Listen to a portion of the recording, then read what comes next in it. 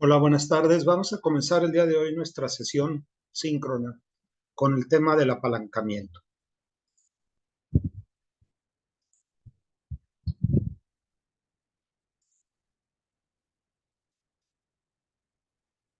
El apalancamiento básicamente se refiere a los efectos que tienen los costos fijos sobre el rendimiento que ganan los accionistas. En otras palabras, ¿qué tan pesados son los costos fijos, tanto de operación como financieros, que repercuten sobre las utilidades de la empresa? Los costos fijos, como nosotros sabemos, son aquellos que permanecen inalterados, sea cual sea el nivel de producción o de ventas. Es decir, estos no van a cambiar si se produce más o se produce menos. Se incurren en ellos definitivamente igual. A diferencia de los costos variables, que son aquellos que sí se modifican conforme lo hagan los niveles de producción o de ventas. Generalmente, el apalancamiento está basado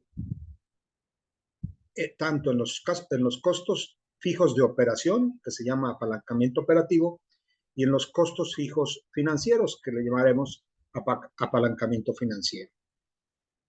El apalancamiento se refiere a los efectos que tienen los costos fijos sobre el rendimiento que ganan los accionistas.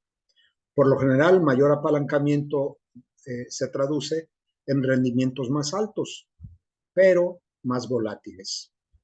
Existe una relación directa entre riesgo y rendimiento. Por lo tanto, el riesgo empresarial, cuando el apalancamiento es mayor, pues crece. Por lo tanto, la probabilidad de pérdida o la probabilidad de ganancias altas crece, ¿verdad? De ahí que hablemos de que la volatilidad de los rendimientos es mayor. Así como se pueden esperar rendimientos muy bajos o bien hasta pérdidas, se pueden esperar rendimientos muy altos. Sin embargo, este riesgo empresarial es susceptible de control por parte de los administradores financieros. Es decir, los administradores financieros pueden medir el volumen o el tamaño del apalancamiento con el fin de reducir el riesgo o bien de alcanzar ciertas metas preestablecidas. No así con otras variables, ¿no?, que están fuera de control de los administradores en función al riesgo. O, por ejemplo, la situación macroeconómica, los aspectos de estabilidad política o social, etcétera, ¿verdad? En el caso del apalancamiento, pues es susceptible de ser controlado. Los administradores entonces pueden influir en la estructura de capital, es decir, en la mezcla de deuda a largo plazo y capital patrimonial que tenga la empresa, con el fin de reducir el riesgo y mantener cierto nivel de utilidades o de ganancias de acuerdo a las metas establecidas por la empresa. ¿En dónde aparece el análisis, en dónde aparecen las fuentes para llevar a cabo el análisis del apalancamiento? Bueno, pues en el estado de resultados. Aquí tenemos en la pantalla, en la tabla 12.1, ¿verdad?, el formato general del estado de resultados y tipos de apalancamiento. El apalancamiento operativo es el resultado de restarle a los ingresos el costo de ventas, obtenemos la utilidad bruta, menos los gastos de operación, y ahí aparece la utilidad antes de intereses e impuestos. Ahí nosotros calculamos el apalancamiento operativo. Son los costos fijos de operación. Enseguida, el estado de resultados me va a ayudar a determinar el apalancamiento financiero. ¿Cómo? Bueno, pues restando de esas utilidades antes de intereses e impuestos, los intereses.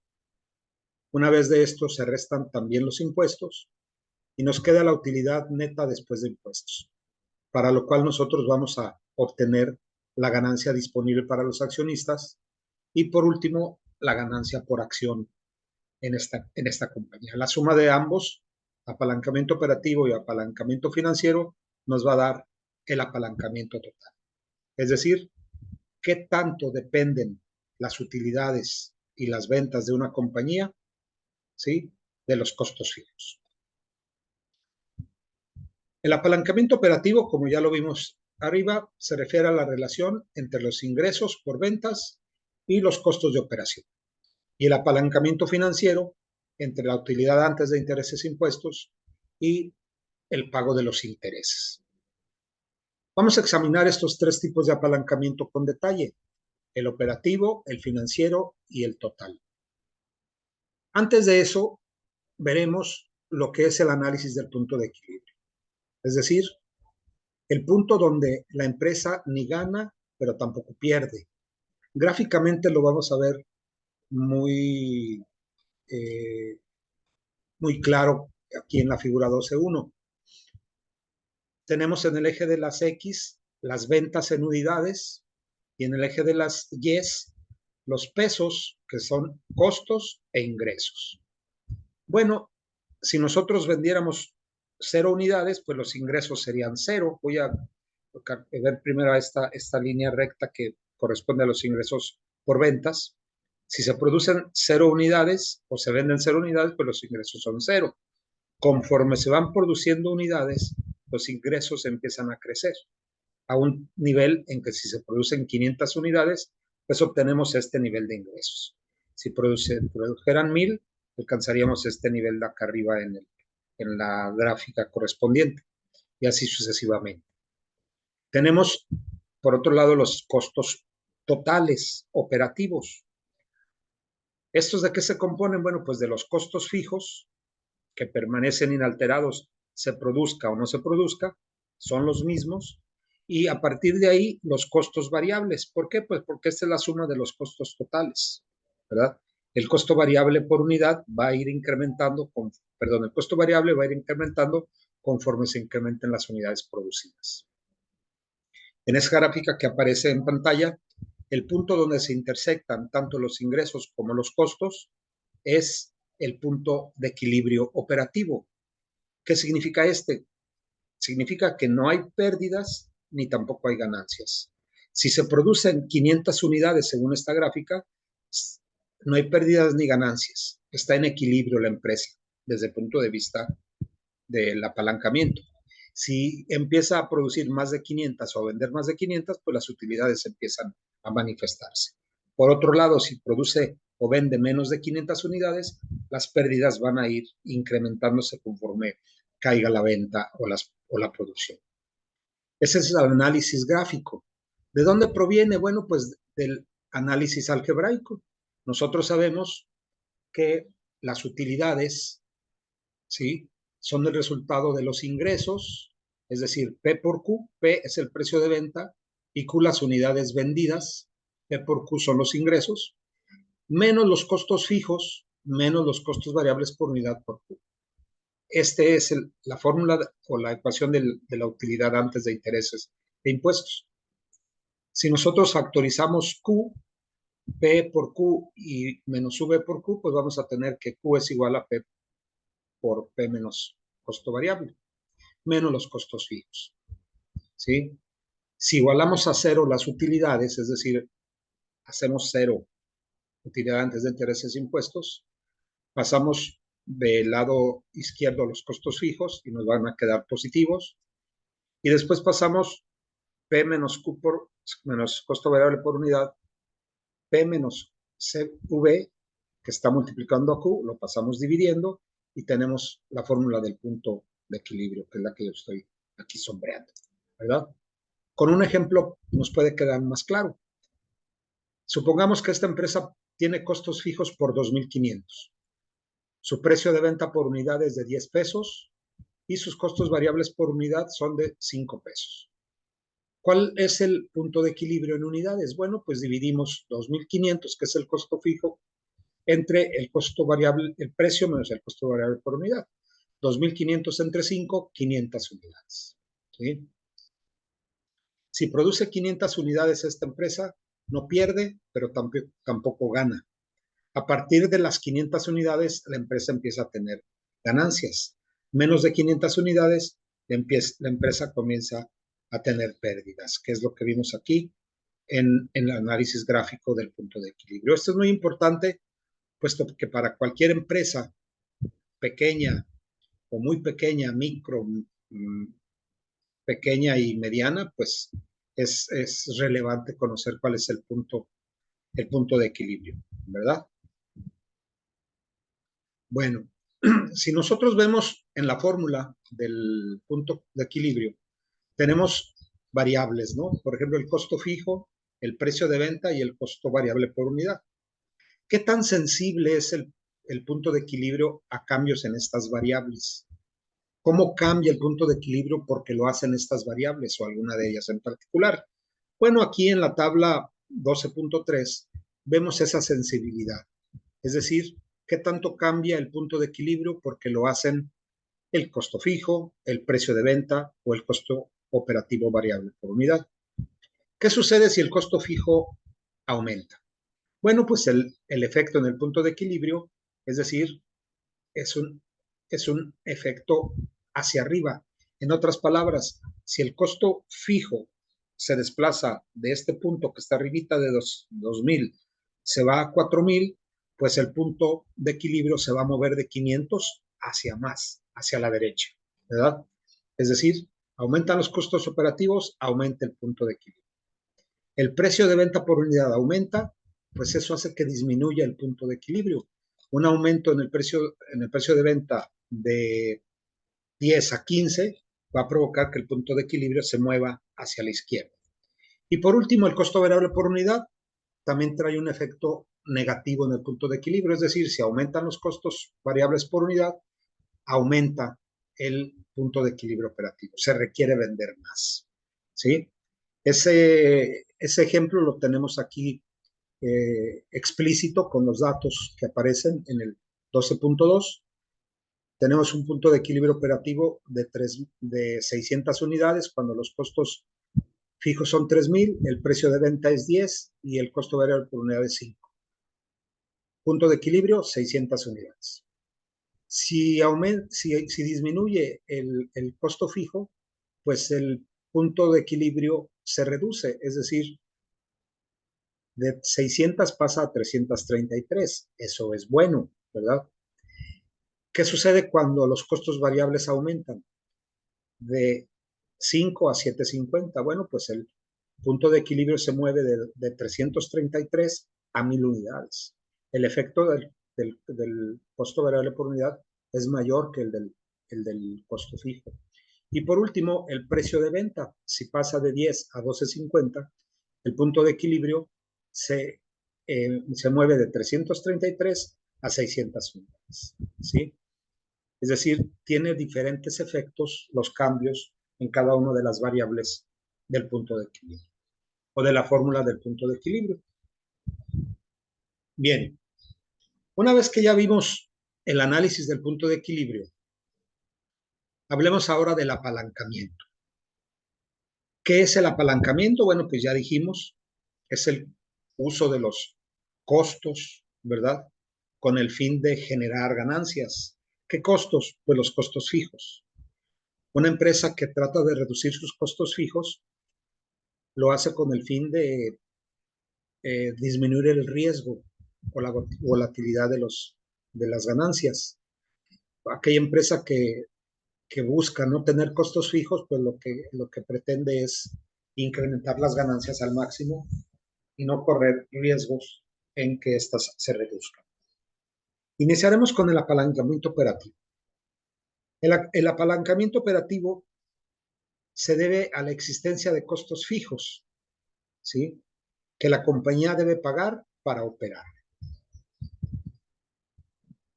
El apalancamiento operativo se define como el uso de los costos operativos fijos para acrecentar los efectos de los cambios en las ventas sobre las utilidades antes de intereses e impuestos. ¿Sí? El apalancamiento operativo lo podemos interpretar como un cambio. ¿Sí? ¿Qué tanto cambia las utilidades como consecuencia de cambios en las ventas? Bueno, pues depende del apalancamiento. ¿verdad? Depende del apalancamiento o de qué tan apalancada esté la empresa. Vamos a ver esto con el ejemplo 12.4. Dice que una empresa tiene el precio de venta que es igual a 10 pesos por unidad, el costo variable por unidad es de 5 pesos y los costos fijos de 2,500. La figura que ya vimos con anterioridad representa el punto de equilibrio y aquí lo tenemos expresado nuevamente como tal, ¿no? 500 unidades es el punto crítico, ¿sí? Esta es la gráfica de una empresa que tiene 2,500 como costo de costos fijos y costo variable por unidad de 5 pesos. Dice, las anotaciones adicionales sobre la gráfica indican que cuando las ventas de la empresa aumentan de 1,000 a 1,500, lo vemos aquí nosotros, cuando pasan de 1,000 a 1,500, su utilidad antes de intereses e impuestos aumenta de 2,500 a 5,000. En otras palabras, un incremento del 50% en las ventas, es decir, aumentó 50%, 1,000 a 1,500, 50% de 1,000 es 500, de 1,000 a 1,500, eso genera, ¿verdad?, un incremento del 100% en las utilidades. Las utilidades pasaron de 2,500 a 5,000, es decir, crecieron un 100%. La tabla 12.4 incluye los datos de la figura 12.2, que es la que vamos a ver acá abajo, ¿verdad? Pero bueno, aquí ya vemos nosotros qué tan apalancada está la empresa, ¿sí? Dice, los datos relevantes de este problema establecidos en una tabla. En el caso 1, un incremento del 50% en las ventas de 1,000 a 1,500 ocasiona un aumento del 100% en las utilidades antes de intereses e impuestos. Ya lo vimos, ¿sí? Ahora veamos el caso 2, es decir, cuando las ventas disminuyen de 1,000 a 500, se reducen en 500, en 50%. Esto ocasiona una disminución del 100% en las utilidades antes de intereses e impuestos. Es decir, de 2,500 a 0. Estaba vendiendo 1,000, deja de vender 500 y en ese punto no hay utilidades porque es el punto de equilibrio. Entonces, de 2,500 se reducen a 0 utilidades, aunque también hay 0 pérdidas. Pero bueno, ese es el apalancamiento, ese es el caso 2. En el ejemplo anterior vemos que el apalancamiento operativo funciona en ambas direcciones. Cuando una empresa tiene costos operativos fijos, el apalancamiento operativo está presente. Un aumento en las ventas provoca un incremento más que proporcional en las utilidades.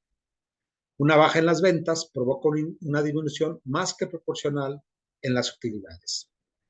Vamos a ver que esto depende del grado de inclinación de las curvas, ¿no? Gráficamente. No sería lo mismo con una curva de ingreso total más acostada, igual con una curva de costo operativo total más acostada. Sus cambios porcentuales son distintos, ¿sí? O sea, se mide un efecto diferente para cada situación. Bueno, el ejemplo que vimos aquí está expresado en forma esquemática a través de la tabla, ¿sí? Un aumento de 1,000 a 1,500 unidades, pues representa un incremento de 1,000 a 1,500 en las ventas, aumenta las utilidades un 100%. Una reducción del 50% en las ventas genera una reducción del 100% en las utilidades. Para medir el apalancamiento operativo utilizamos un concepto que se conoce como grado de apalancamiento operativo. ¿Existe un apalancamiento operativo? Sí, ya lo vimos. Pero ¿cuál es el grado de apalancamiento operativo? Es decir, queremos obtener un número, ¿sí? Un valor que me ayude a interpretar qué tan bien o mal está la empresa desde el punto de vista del apalancamiento. El grado del apalancamiento operativo es una medida numérica del apalancamiento. Se determina con la siguiente ecuación. GAO, pues es el grado de apalancamiento operativo y es el resultado de dividir el cambio porcentual de las utilidades entre el cambio porcentual en las ventas. ¿sí? Así tenemos nosotros los dos ejemplos que hemos visto, ¿verdad? Con los datos que aparecen en esta tabla, resumidos aquí. Cambio porcentual en las utilidades, 100%, que es el caso 1. Cambio porcentual en las ventas, 50%. Si las ventas crecen en un 50, las utilidades lo hacen en un 100. Hay un resultado del grado de apalancamiento operativo igual a 2. En el caso 2, cuando las ventas se reducen en un 50%, las utilidades lo hacen en un 100%. Menos entre menos da más, 100 entre 50 también es 2. Como el resultado es mayor que 1, existe apalancamiento operativo. Para un nivel base de ventas específico, cuanto mayor sea el valor obtenido al aplicar la ecuación, mayor será el grado de apalancamiento operativo. En otras palabras, mayor es el riesgo en el cual incurre la empresa con el fin de obtener utilidades. Mayor apalancamiento, mayor riesgo, pero sí mayores ganancias o mayores utilidades.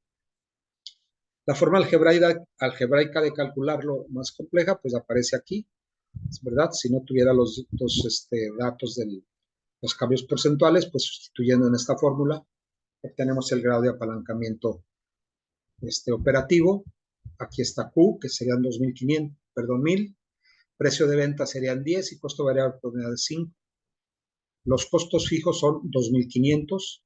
Sustituimos los datos en la fórmula y obtenemos que es igual a 2.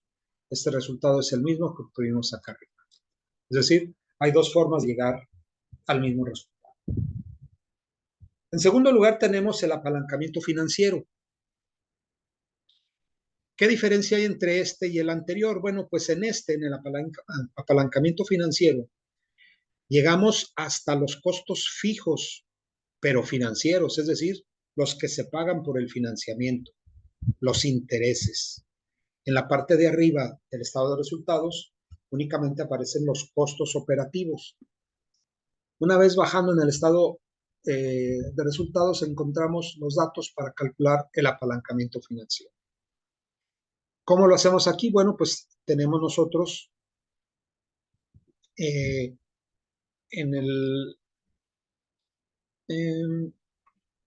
la gráfica 12.6 el grado de apalancamiento, ¿verdad? Aquí tenemos un ejemplo. Dice, una empresa produce ciertos artículos, espera utilidades antes de intereses e impuestos de 10,000 para el año en curso. Posee un bono de 20,000 con una tasa de interés cupón del 10% anual. Ya estamos hablando ahí de intereses. Y una comisión de 600 y una emisión de 600 acciones preferentes en circulación de 4 pesos por acción. Además, tiene 1,000 acciones comunes en circulación. El interés anual del bono es de 2,000 pesos, es decir, el 10% de 20,000, ya me lo dice acá arriba. Los dividendos anuales de las acciones preferentes son de 2,400. ¿Por qué? Pues que son 4 pesos por acción y son 600 acciones, que también me las menciona acá arriba, son 2,400. En la tabla 12.6 se presentan las ganancias por acción correspondientes a los niveles de utilidad antes de intereses e impuestos de 6,000, de 10,000 y de 14,000, suponiendo que la empresa se encuentra en el nivel fiscal del 40%, es decir, pagará una tasa de impositiva del 40%. Caso 1, un incremento del 40% en las utilidades antes de intereses e impuestos, es decir, pasa de 10,000 a 14,000. Produce un aumento del 100% en las ganancias por acción, de 2,40 a 4,80. Bueno, pues aquí tenemos, de 10,000 pasa a 14,000. Los intereses son los mismos, los costos fijos financieros son iguales, permanecen inalterados. Las utilidades se incrementan de 8,000 a 12,000. Los impuestos naturalmente que se incrementan porque son 40% de 8,000 son 3,200 y 40% de 12,000 son 4,800. Tenemos una utilidad neta después de impuestos de 4,800 con 10,000 unidades, con 10,000 pesos de venta, y de 7,200 con 14,000 pesos de venta. El dividendo por acción, el dividendo de acciones preferentes, pues es de 2,400 que se van a pagar. Va a quedar una ganancia para los accionistas comunes de 2,400. Es decir, Los accionistas preferentes se van a llevar 2,400 pesos. Ya está garantizado el rendimiento que dice el ejemplo anterior. Entonces nos quedan 2,400 para 10,000 pesos de venta y aumenta 4,800 cuando aumentan las ventas en un 40%. Así tenemos nosotros que las ganancias por acción pasan de 2,40 a 4,80. Aumentan en un 100%. En el caso 2, cuando las ventas se reducen un 40%, las utilidades se reducen un 100%. De 2,40 a 0. ¿Sí? Esa es la forma de calcular el apalancamiento financiero. El grado de apalancamiento financiero, pues simplemente dividir el cambio porcentual en las ganancias por acción entre el cambio porcentual en las utilidades antes de intereses e impuestos. En el primer caso sería 100 entre 40, que es 100 entre 40 da 2,5, y en el caso 2, pues sería 100 entre 40 o menos 100 entre menos 40, que también da 2,5. En ambos casos, el cociente es mayor que 1, así que existe apalancamiento financiero.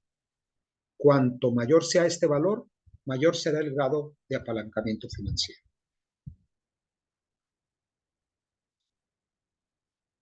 Forma para calcular el grado de apalancamiento financiero sin ver el estado de resultados, bueno, pues lo podemos tener también a través de la fórmula que aparece aquí. Por último, hablemos del apalancamiento total. Dijimos que era pues la suma del apalancamiento financiero y el apalancamiento operativo que vimos en la página 455, en la tabla 12.1. Apalancamiento operativo y apalancamiento financiero me da el apalancamiento total. ¿Cómo lo obtenemos el apalancamiento total? Bueno, pues muy sencillo. Si ya tenemos nosotros los datos del apalancamiento financiero y el apalancamiento total, lo que podemos hacer es multiplicarlos. El 1,2 por 5 y me da 6, que ese es el apalancamiento total. En el ejemplo que tenemos aquí nosotros, ¿no? Es una compañía que tiene ventas por 10,000 unidades, ventas por 20,000 y pasa a 30,000. Obtenemos el grado de apalancamiento operativo que es 1,2. Y en el caso del apalancamiento financiero, pues el grado de apalancamiento financiero es de 5. ¿Sí? ¿Cómo obtenemos el apalancamiento total? Pues multiplicando 5 por 1,2 me da que es igual a 6. O la otra manera es dividir 300, ¿verdad? Que es el incremento en las utilidades del apalancamiento financiero, entre 50, que es el incremento en las ventas. Y también me da 6. Bueno, el apalancamiento total, pues también es evidente que mientras sea mayor, hay mayor que 1, pues el grado de apalancamiento es mayor. Es decir, las utilidades o las ganancias pueden crecer, pero hay más riesgo porque se tiene que incurrir en ciertos costos, tanto de operación como fijos, que van a permitir que se obtengan esos rendimientos. Sin embargo, si no se lograran, las posibilidades de pérdida o reducción de las ganancias, pues serían grandes, ¿verdad? Bueno, el día de hoy vamos a hablar un poco nada más acerca de la estructura de capital de la empresa. ¿Por qué? Pues porque lo más importante es que la empresa o cada gerente financiero sepa cuál es el nivel de endeudamiento que debe de tener y qué tipo de endeudamiento a largo plazo debe de buscar. Obviamente que el que debe de alcanzar pues es el que tenga un costo de capital más bajo, ¿verdad? Si tenemos manera de que nuestra empresa o en aquel lugar donde nosotros vamos a prestar nuestros servicios profesionales como gerentes financieros, hay posibilidad de emitir acciones y sacarlas a vender al mercado, pues ese sería uno de los costos de capital más bajos. Sin embargo, si no fuese el caso, pues sería buscar fuentes de financiamiento de largo plazo en bancos o en instituciones, otro tipo de instituciones financieras que permitieran evaluar el costo de capital y armar así la estructura de capital más eficiente de la empresa. En esta gráfica tenemos la estructura de capital, ¿verdad? Que es la deuda a largo plazo, son los préstamos que les menciono, generalmente bancarios, ¿verdad? Y el patrimonio de los accionistas, si hay posibilidad de emitir acciones preferentes o acciones comunes, bueno, pues es una manera también de financiar las operaciones. Bien, la sesión del día de hoy la tenemos cubierta con los temas que hemos abordado hasta ahorita. Muchísimas gracias. Que pasen muy buenas tardes.